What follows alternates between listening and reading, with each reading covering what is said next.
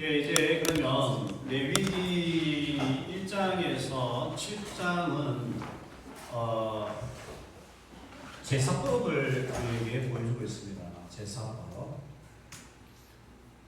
5대 제사법이 있죠. 번제, 전체를 태워드리는 수직적 제사, 가장 오래된 제사이고 죄의 사함, 온전한 헌신, 감사. 특별히 이제 번제를 해결하는 제사라고 알려질 정도로 오래된 제사. 소제는 곡식의 제사입니다. 유일하게 피가 없이 드려지는 제사인데, 왜 하나님께서 이 소제를 주셨을까요? 소제를 주신 이유가 뭘까요? 가난한 자들을 위해서. 이제 고대 사회에 소를 드리는 것도 쉽지 않았지만 양이나 또 염소를 드리는 게 쉬웠겠습니까, 여러분? 그것으로 우유를 만들어 먹는 그러한 분들도 계실 수 있잖아요. 그죠? 소나. 근데 이제 그런 짐승을 드리는 게 제사로 드리는 것이 부담스러웠던 사람들이 있을 수 있는 거죠.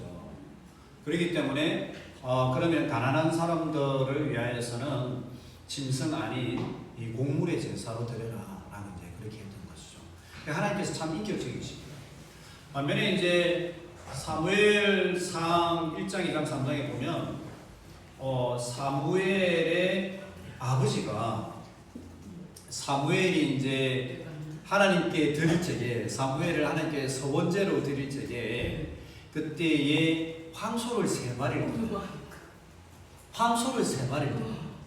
이게 얼마나 큰 거겠어요? 이게 무슨 말이에요, 여러분?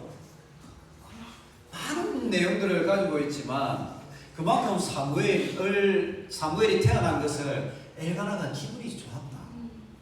서원제로, 어떻게 보면 화목제로 드리는 거는 부유함도 있었지만 이 아들을 하나님께 드릴 적에 그만큼 기분이 좋았다.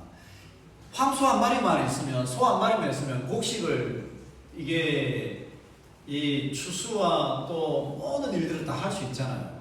근데 3마리를 바친 거예요. 그러면 그 3마리를 바치고 나면 일부만 떼어서 제사장에게 주고요. 그러한 제사들은 모든 일가 친척, 그 주변에 있는 동네 사람 다 초청해서 같이 먹는 거야. 어떻게 보면 뭐 오늘날로 말하면 자가용 세대를 헌금하는 거랑 비슷하다고 그런 느낌인 거야. 왜요? 예, 여러분. 그러니까 그래서 이제 제사 제대로 보면 이제 그런 게 조금 보이긴 하죠. 화목제는 수평적 나눔의 제사입니다. 수평적 나눔의 제사이고, 우리가 이제 수직적으로 하나님 앞에 죄를 사하는 제사가 번제, 소제, 속제제, 속건제가 있다면, 화목제는 죄를 사하고 나서 이웃들과의 이 관계의 회복을 위한 그러한 제사다라고 볼 수 있죠. 그래서 이 화목제에서는 가슴과 뒷다리만 제사장에 바치고 그 모든 고기는 태우지 않고요. 그 바친 사람들이 이웃들을 초청해서 그 고기를 떼어서 나눠서 먹는 거예요. 그래서 이 화목제의 규정은 그 당일이나 늦어도 그 다음 날까지 이 제물을 다 먹어야 되는 거예요. 어떻게 하면 다 먹을 수 있겠어요, 그러면? 많이 초청해. 많이 초청하고 많이 나누어야 돼요. 그래서 이 화목 제물은 최대한 많은 사람들을 불러가지고 함께 떡을 떼고 나누어 먹으면서 이 제사가 하나님께 받아들여지고 성립되는 거예요. 자, 이제 속죄제. 속죄제는 도덕적 죄와 부정결의 죄를 사하는 제사이고, 특별히 부지 중에 지었던 죄. 자기도 모르는 사이에 죄를 지었다가 그러고 나서 이게 드러나는 거죠. 실제로 이제 다단이나 고라 같은 그런 사람들은 아예 대놓고 하나님의 종을 막 대적하고 그 다음에 뭐 하나님을 대적하고 이런 경우는 속죄 제사 자체도 없어요. 그러다 완전히 이제 뭐 완전히 이제 반역을 하는 그런 경우는 제사 자체도 없지만, 속죄제나 속건제는 자신의 인간적인 연약함으로 인하여서 죄를 지었고 제가 하나님 앞에 정말 돌아가기를 원합니다 라는 그러한 제사를 드릴 경우에 속죄제와 속건제를 드리는데, 속죄제는 뭐다? 부지 중에 제물. 의도치 않은 죄를 지은 경우, 그 다음에 속건죄는 재산상의 피해를 준 경우, 또 성물이나 성막에 피해를 입힌 경우, 또 의도하여서 죄를 지었던 경우 회개하고 싶을 적에, 자, 피해를 준 경우에는요, 원금의 5분의 1을 더하여서 주는 경우, 5분의 1을 더하여서 보상을 해줘야 된다라는 것을. 여러분, 이런 어떤 제사의 모습들은 신약에서 나타나는데, 속건제는 어린 양으로만 드릴 수 있다 했거든요. 예수님께서 세례 요한에게 세례를 받으러 갔어요. 세례를 받으러 갔는데 세례 요한이 예수님을 향해서 뭐라고 이야기합니까? 그렇죠. 하나님의 세상 죄를 지고 가는 염소라고 안 하는 거야. 안 하는 거야. 뭐라고 이야기해요? 세상 죄를 지고 가는 하나님의 어린 양이라고. 이 속건제의 개념이 그 속에 녹아 있는 거예요. 그렇습니까? 그래서 이 구약의 메시지들을 꿰뚫고 있는 사람들입니다. 이 사람들이. 그러한 내용들이 있다라는 것을 알아야 됩니다. 그러면 방식에 따라서 제사를 나누면 어떻게 되느냐? 거제는 들어올리는 제사입니다. 11조와 첫 대생인데, 요제는 흔드는 제사입니다. 순양을 흔들어 드리는 거라면서, 전제, 술이나 피를 온전히 제단 위에 붓는 것, 화제, 향기로운 냄새, 이렇게 나오죠. 거제, 들어올리는 거죠. 고기를 들어올려서 하나님께 드립니다라는 거고, 요제, 흔드는 거죠. 흔드는 거고, 전제, 이게 재단에 붓는 거예요. 부으면 이게 확 타오르겠죠. 그 다음에 화제, 불로서 드리는 제사. 자, 제사는 기본적으로 자기가 기른 짐승을 가져와야 돼요. 자기가 기른 짐승. 나는 이제 이 제사 제도를 영상이 있거든요. 영상이 있어가지고 이제 수업 시간에 가끔가다 털어줘요. 근데 이제 털어주면 계속 이제 보니까 힘들어요. 이제 이게 약간 좀 그 이제 양을 이제 급소를 주로 이제 찌르거든요. 탈무드나 이런 데 보면 이제 심장이나 미간이나 아니면 이게 목젖이나 이쪽에 하는데, 주로 보면 여기를 해요. 짐승을 배려하여서 가장 고통이 적고 순간적으로 죽을 수 있는 여기를 하는데, 근데 이제 이스라엘 회복 운동하는 히비라는 그 공동체 단체에서 예전에 이제 그 제사를 드리는 장면을 이제 이게 영상으로 만들어 놓은 게 있어요. 이제 계속 보니까 이제 무슨 생각이 들었냐면, 자기가 기른 짐승을 제사를 죄를 지은 사람이 죽여야 되거든요. 막 그 양이 막 자기를 막 끄덕끄덕 눈을 끄덕거리는 그 모습을 보고 있자니, 또 피를 받아서 하자니, 어떤 생각이 드느냐면 여러 가지 생각이 스쳐 지나가거든요. 죄가 이렇게 무서운 거구나. 이게 내 짐승이 죽어야 되는 것만큼 무서운 거구나. 그 다음에 무슨 또 생각이 드느냐면, 차라리 짐승을 죽이느니 내가 죄를 짓지 않는 게 낫겠다. 그 생각이 드는 거예요. 죄를 짓지 않는 게 좋겠다라는 생각이 드는 거예요. 이게 한 번, 두 번이면 모르겠지만 계속 그 제사를 드리려면 좀 힘들 것 같아요. 여러분, 짐승 잡아본 적 있어요? 없죠? 저는 어릴 적에 짐승 잡는 것을 본 적이 있어요. 동네에서 잔치를 할 적에. 네, 그 이제 나무에 매달아가지고 막 이런 경우도 있고 하는데, 보고 있으면 좀 힘들어요. 그런데 이 제사 제도를 죄라는 게 이렇게 무서운 거구나라는 것도 있지만, 내가 받아야 될 이 죄의 행위를 하나님께서 짐승에게 옮겼다라는 이 사랑의 마음도 들지만, 또 내가 기른 이 짐승을 죽이는 이것도 굉장히 힘들다. 죄가 이만큼 무서운 거구나. 이걸 느낄 수 있는 거죠. 자, 그러면 제사를 드리는 일단 여정 과정을 보면 이거예요. 내가 죄를 지었다. 하나님께 죄를 사해야 되겠다. 그러면 이 죄를 지은 사람이 자기 집에서 직접 기른 양이나 염소를 또는 뭐 다른 짐승을 끌고 가요. 근데 끌고 가다가 만약에 이 짐승이 다리가 부러졌다. 아니면 뭔가 막 찢겼다. 그러면 제사장이 이제 그걸 검사를 해요. 제사장이 검사를 해가지고 합격이 안 되면 이것을 드릴 수가 없는 거예요. 다시 돌아가서 다시 다른 걸 가져와야 돼. 왜 흠이 없는 제사 제물을 드리라고 그러겠어요, 여러분? 이게 굉장히 중요한 의미가 있어요. 왜 흠이 없는 제사 제물을 드려야 될까요?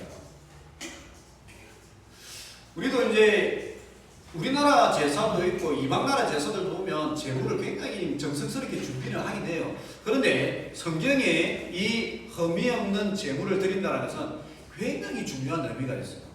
왜 흠이 없어야 되겠어요? 많은 죄를 대신 받아주려면 예. 그것도 참 맞는 말인데 신약의 예수 그리스도가 흠이 없는 분이시다는 것을 상징으로 보여줍니다. 흠이 없는 예수 그리스도가 우리의 죄를 사할 수 있는 것이지 흠이 있으신 분은 우리의 죄를 사할 수 없는 거예요. 그러니까 귀찮다 막 이렇게 생각할 수 있는데 흠이 없는 제사 제물을 꼭 가져오라고 해요. 그것도 심지어 제사장이 앞에서 서가지고 검사까지 합격해야 돼. 왜 그러냐? 그만큼 중요하다는 거거든요. 제물을 통하여서 우리의 죄를 사하실 수 있는 흠이 없으신 예수 그리스도를 상징하고 있다. 자, 그러면 합격하면 이제 제사장과 대제사장이 짐승을 손으로 딱 붙잡아요. 팔, 다리, 목 붙잡아요. 그러면 누가 이 짐승을 죽이느냐? 죄를 지은 사람이 죽여요. 죄를 지은 제사장이 대신 죽이는 게 아니라 죄를 지은 사람이 직접 죽이는 거예요. 죄를 안수를 하고 그러고 나서 이제 직접 죽이는 거예요. 죽이고 나서 이제 옆에 제사장이나 이 도와주죠. 그러고 나서 이제 제사장이 피를 받아서 우슬초로 이제 번제단에 이제 바르기도 하고 피를 끼얹기도 하고 다 태워서 이제 없애는 거예요. 자, 그래서 제물을 거리 안수합니다. 죄의 증가라고 죄를 대신 속죄하는 희생 제물이 되고요. 여호와 앞에서 제물을 죽입니다. 미간, 동맥, 심장인데 주로 이제 이 심장도 아니고요. 목 밑에 동맥이죠. 그다음에 가죽을 벗기고요. 이런 모습이에요. 제자에게 여기 이제 안수를 하고 이렇게 이제 죽이죠. 죄와 관련된 제사는 남자와 여자가 드리지만 죄와 관련되지 않은 제사는 남자만 드린다. 감사제사, 원제, 자원제 이렇게 드리고요. 그러면 난 제사 안 드리고 싶다. 제사 안 드리고 싶다. 이거 어떻게 되겠어요? 이스라엘 백성들이. 굳이 나는 이런 제도를 따라야 되느냐? 나는 굳이 제사 드리고 싶지 않습니다. 라고 하면 어떻게 하겠어요? 그럼 이제 자기는 이스라엘 백성을 떠나야 되는 거예요. 여호와 이름을 부를 수가 없는 거예요. 여호와의 이름을 부정한 사람이 여호와의 이름을 부를 수 없는 거예요. 그리고 여호와의 의인을 회중에 들 수도 없는 거예요. 예배를 드릴 수도 없는 거죠. 그래서 하나님의 이름을 부르지 못하고 하나님의 말씀을 읽지 못하고 의인을 회중에 들지 못하고 부정한 사람이 하나님의 이름을 부르게 되면요 죽게 되는 거예요. 그래서 하나님의 이름을 부르지 못하는 거예요. 자, 그러면 우리가 이 제사에서 한 가지 이제 보여야 되는 게 제사제도 제사가 될 수도 있고 도살이 될 수도 있어요. 어떻게 보면 짐승을 죽이는 것은 도살이잖아요. 도살인데 이것을 도살이라 하지 않고 제사라고 이야기해요. 제사라고 이야기하고 이 제사드린 제물을 태워드릴 적에 하나님이 이 제물을 향기로운 향으로 흠양하신다라고 해요. 하나님이 뭐가 이 제사 짐승 태우는 게 좋아가지고 그것을 향기로운 냄새로 흠양하시겠어요. 짐승 태우는 냄새 여러분 맡아본 적 있어요? 결탄코 유쾌하지 않습니다. 결탄코 유쾌하지 않습니다. 그런데 하나님께서 그 향을 향기로운 향기라고. 그러면 이것이 제사가 되고 보살이 되는 결정적인 차이는 뭘까요? 제사가 되느냐 보살이 되느냐 결정적인 차이 뭘 것 같아요? 죄를 짐승에게 전가했느냐 아니면 그냥 안수. 그렇죠. 안수를 통해서 죄를 전가하면 이 짐승은 단순히 짐승이 아니라 죄인의 죄를 짊어진 대속 제물이다. 그리고 이 짐승을 태우게 될 적에 그것은 단순히 짐승을 태우는 것이 아니라 죄를 태우는 것이다. 그게 향기로운 향기예요. 짐승이 아니라 죄가 찢어지고 죄가 태워지고 죄가 도살되기 때문이다. 그래서 하나님의 향기로운 냄새다. 그러면 이런 어떤 제사 제도를 통해서 어떤 변화가 일어나느냐 이거예요. 죄인이 죄를 지으면 하나님의 진노 아래 있잖아요. 안수를 통해서 죄의 전가를 소와 양에게 하는 것입니다. 그러면 이 죄가 소와 양에게 옮겨지고 진노가 이 소와 양에게 옮겨지면서 죄의 전가가 일어나게 되는 것이죠. 그리고 우리는 흠이 없는 속죄가 일어나게 되고 흠이 없는 이 짐승 양을 통하여서 우리는 의의 전가를 받게 되는 것이죠. 의의 전가를 받게 되는 것이죠. 자, 그래서 육체의 생명은 피에 있음이라 내가 이 피를 너희에게 주어 단에 뿌려 너희의 생명을 위하여 속하게 하였나니 생명이 피에 있으므로 피가 죄를 속하느니라. 피가 죄를 속하였다. 피 흘림이 없을 때 죄의 사함이 없느니라 라고 얘기합니다.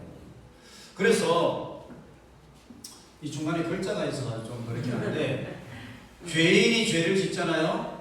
이것은 예수 그리스도에게 우리가 믿음으로 죄를 전가하지 않습니까? 자, 그러면 예수 그리스도는 수동적으로 희생당하고 우리의 죄의 형벌을 다 받으심으로써요 우리의 모든 하나님의 진노와 죄를 사할 수 있는 그 모든 요구들을 예수님께서 수동적으로 지시는 거예요. 이게 수동적인 순종이죠. 자, 그렇게 수동적으로 우리에게 죄악에 대한 모든 형벌을 당하시고 또 죄를 사는 요구들을 다 순종으로 이루신 이후에 우리에게 능동적으로 의를 전가하십니다. 이게 능동적인 순종이에요. 능동적으로 우리에게 하나님의 의, 예수 그리스도의 의를 전가하시기 때문에 우리는 의인이 되는 거예요. 의인이 됩니다. 이 놀라운 이 구원의 변화와 회복의 역사가 레위기에서 딱 나타나고 있고요. 이것이 로마서와 신약의 예수 그리스도 십자가 사건과 그리고 조직신학과 모든 메시지에 다 연결이 되는 거예요. 이 제사 제도에서 이 짐승이 수동적으로 죽음으로써 우리 죄의 형벌을 사하는 그 요구들을 다 이루시는 거예요. 이것은 예수님께서 수동적으로 우리의 죄를 사하기 위해서 찢기시고 죽으시는 그 수동적 순종을 이야기하고요. 그분으로 인해서 우리의 죄가 씻겨지고 사하지는 거예요. 자, 그러고 나서 예수님께서 능동적으로 우리에게 의를 전가하심으로 우리가 하나님 앞에서 의인이 되는 거예요. 죄 없는 사람을 뛰어넘어서 이제 의인이 되고 칭의라는 그 놀라운 변화의 사건들이 우리 속에 일어나게 되는 거예요. 우리가 의인이 되어서 하나님 앞에서 죄의 권세와 저주 아래에서 있던 것이 우리가 자유케 되고 의를 행할 수 있는 능력이 우리에게 일어나게 됩니다. 우리가 의인이 되는 거예요. 이런 놀라운 변화들이 이 레위기 사건을 통해서 우리에게 나타나고 있다. 네.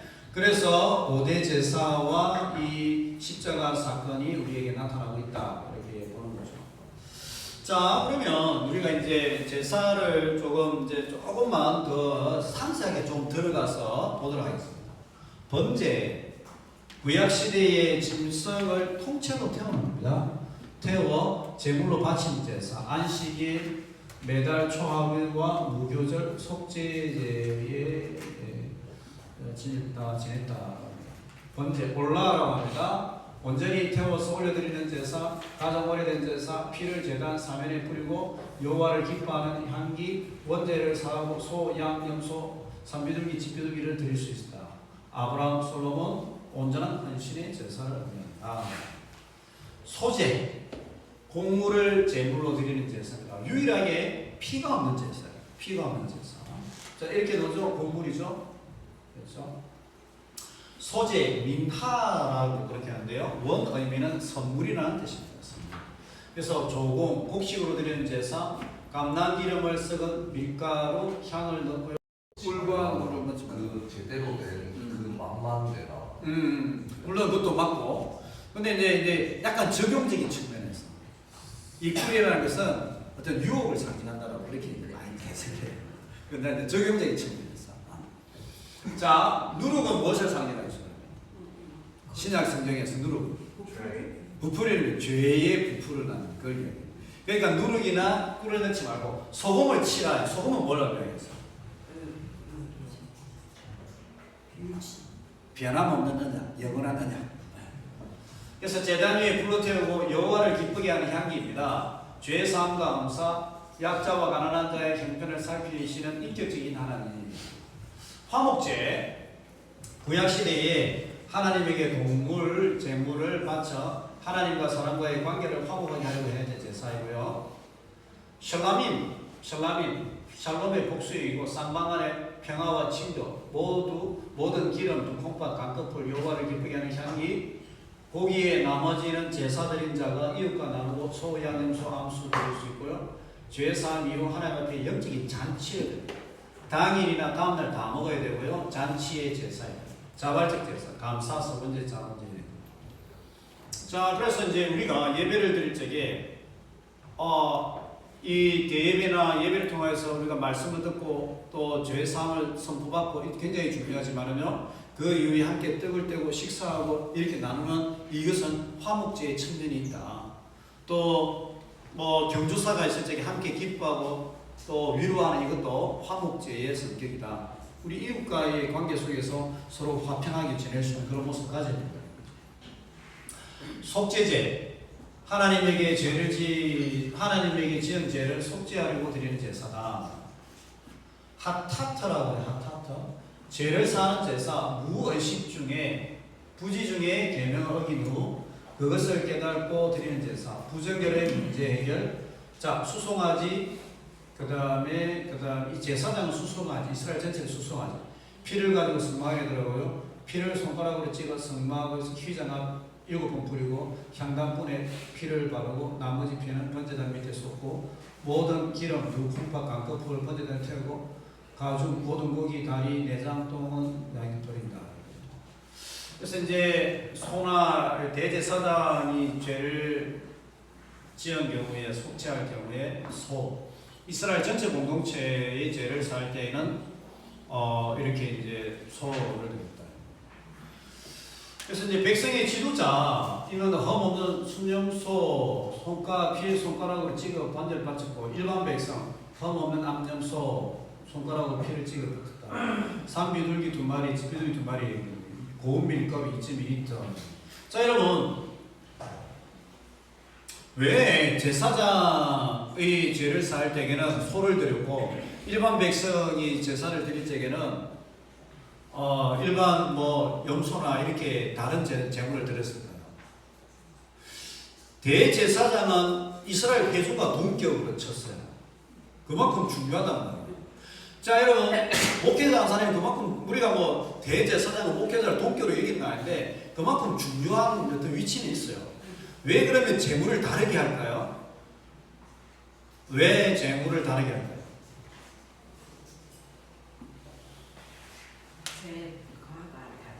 죄과가 다르고, 죄과가 다르고, 죄 영향력이 다르고. 다르게 말하면 제사장이 가져오는 죄의 영향력하고 일반 성도가 가져오는 죄의 영향력이 다르다. 근데 오늘날도 좀 그런 것 같아요. 목회자가 실족하면 근데 교회가 흔들리는 거예요. 장로님이 실족하면 그것도 교회가 그럴 수 있는 거예요. 근데 이제 장로님도 그렇지만 목회자가 잘못돼 보잖아요. 그럼 뭐 휘청하는 거지. 왜 영향력이 다른 거예요. 지도자의 영향력이. 자, 그래서 제사장과 회중을 위한 속죄 짐승의 피는 성소에 들어가 향단을 중심으로 처리되고요. 평민의 속죄 짐승의 피는 번제단에 쓰는데 왜 피의 처리가 다른가? 그것은 신분에 따른 죄의 전파력과 영향이 다르기 때문입니다. 제사장과 회중의 죄는 도끼가 성소까지 침범해 향단을 더럽히고 평민의 죄는 마당의 번제단을 더럽힌다라고 이렇게 보여주죠.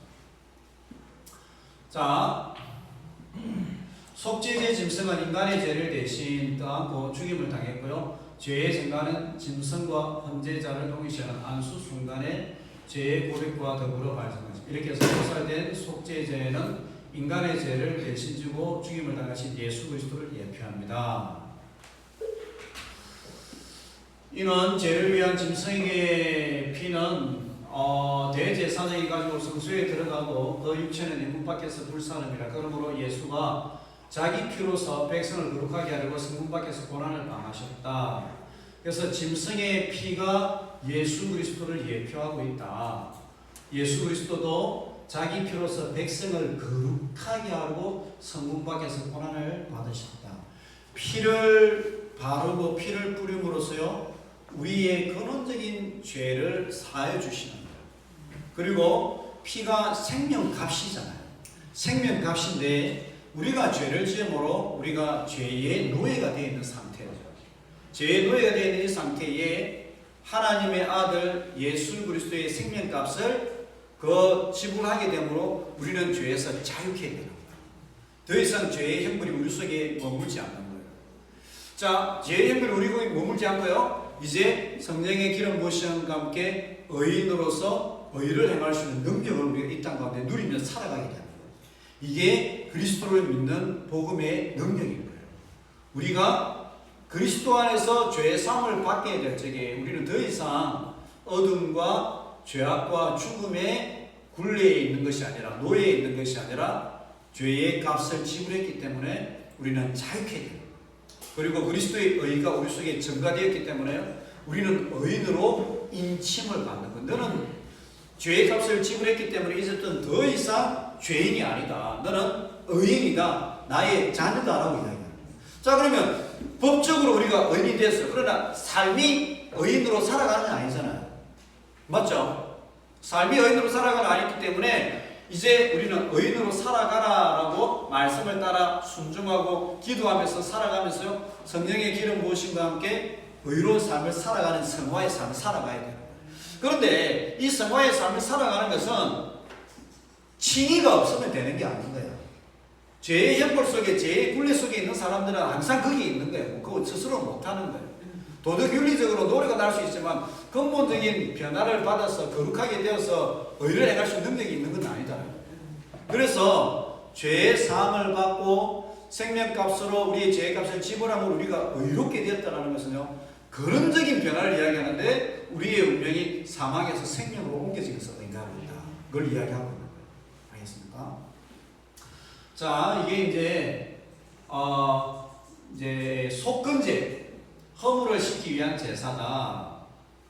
속건제, 배상, 보상, 여호와의 제사과 이웃의 제사에 피해를 입힌 경우, 무심코 제사에 피해를 입힌 경우 성물을 먹고 헌물을 드리지 않고 저희 헌금을 안 드리는 것, 남의 돈을 나눠채거나 그때는 원금 플러스 5분의 1을 배상한다. 5분의 1. 속건제, 순양, 나병을 완치, 나선의 제사야 여호와의 이름으로 이방인을 기록할 경우에 고통당한 자를 향한 용서를 실질적으로 행해야 된다. 고통당한 자의 용서를 통해 온전한 제사함이 이루어진다. 그래서 실제적인 피해를 입혔잖아요. 어떤 누구에게? 그러면 피해를 입힌 자에게 실제적으로 보상을 해줘야 된다. 그게 아니고서는 제사함이 이루어질 수 없다. 그러니까 밀양이라는 영화는 어떻게 보면 기독교를 모르는 사람들이 보면 저런 애라고 할 수 있지만 그 사람은 그 감독은 속죄제의 원리와 기독교의 그 원리를 모르기 때문에 그렇게 했다. 다분히 기독교에 대한 안 좋은 어떤 영향을 끼치기 위해서 그렇게 하지 않았나 이렇게 생각합니다. 만약에 이제 누군가가 속죄제에 대해서 알았다면 그것을 설명을 해줘서 이제 반박을 할 수 있었겠죠. 그렇지 않습니까? 그래서 이것이 속죄제의 원리다. 우리가 피해를 준 사람의 용서 없이 하나님께서 용서하셨다고 하면 다 해결되는가? 그건 아니다.